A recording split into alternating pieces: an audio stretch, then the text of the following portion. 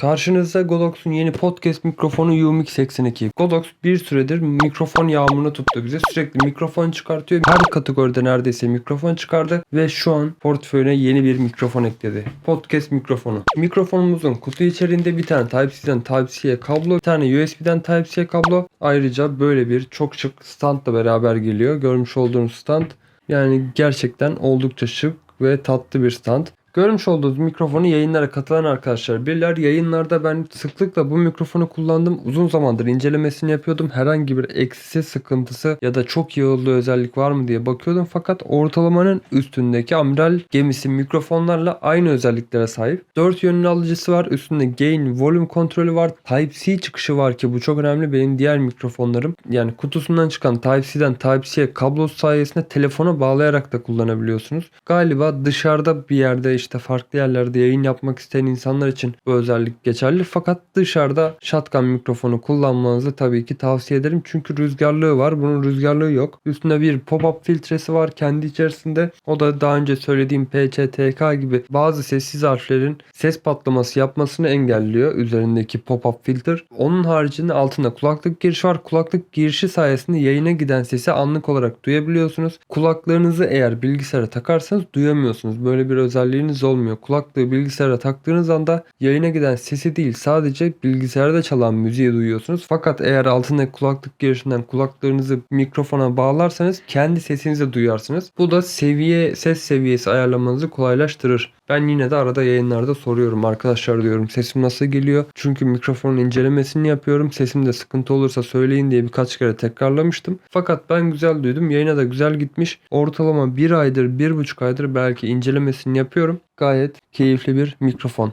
Fakat mikrofonun maalesef şöyle bir eksisi var. Biliyorsunuz bu aralar çok moda olan bir RGB ışık furyası var. Her yerde RGB ışık, her yerde ışık, renkli ışıklar. Ben çok seven birisi değilim. Yani gördüğünüz gibi çok fazla ışıl ışıl böyle farklı renklerde ışıkları sevmiyorum. Benim için problem mi? Değil. Fakat bunun müptelaları için bu mikrofonumuzda ışık yok. Birçok mikrofonda mesela şu gördüğünüz Kingston mikrofonda kırmızı ışık var. Rengi değişmiyor. Bunun da böyle bir eksisi var. Tek bir renk olacağına hiç olmasın daha iyi derim ama bazı mikrofonlarda biliyorsunuz rengini kendiniz seçebiliyorsunuz ışığın üzerinden çıkan ışığın. Bunda öyle bir şey yok. Sadece mute butonunda açtığınız zaman mavi, kapattığınız zaman kırmızı oluyor. Onun haricinde başka bir ışığımız yok. 4 yönlü mikrofonumuz dedik. Bu yönlerden bir tanesi 360 derece, bir tanesi stereo, bir tanesi arkalı önlü, bir tanesi omnidirectional yani tam yukarıya alan ses. İçerisinde 3 tane ses kapsülü var. Çoğu mikrofonda 2 tanedir bu ya da bir tanedir. Bir tane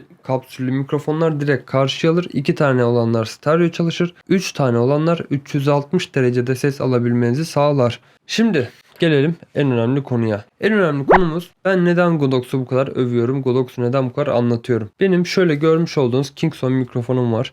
Bir mikrofon reklamını, bir markanın reklamını yaparken diğer markaları gömmek çok hoş bir şey değil. Fakat yani bunu anlatmak istiyorum. İçinizde çok fazla merak eden oluyor neden Godox, neden Godox diye. Şu görmüş olduğunuz Kingston mikrofon, mikro belki en eski girişlerden bir tanesiyle çalışıyor ve kablosunu bulmak gerçekten sıkıntı. Onun haricinde şu görmüş olduğunuz tutmaç var ya şurası bak. Şu kısım koptu. Yani koptu derken şu parça kayboldu. Ve bu parçanın genişliğinde bir adaptör bulamadığım için burayı eriterek kendim taktım. Teknik servis arıyorum. Yok. O parça yok. Kimse de yok. Fakat herhangi bir yedek parça, herhangi bir malzemeye Godox'ta ihtiyacınız olduğu zaman o parçayı sizin temin etmeniz ne kadar hızlı koştuğunuzla alakalı. Masada duruyor abi. Alıyorsun. Topuk.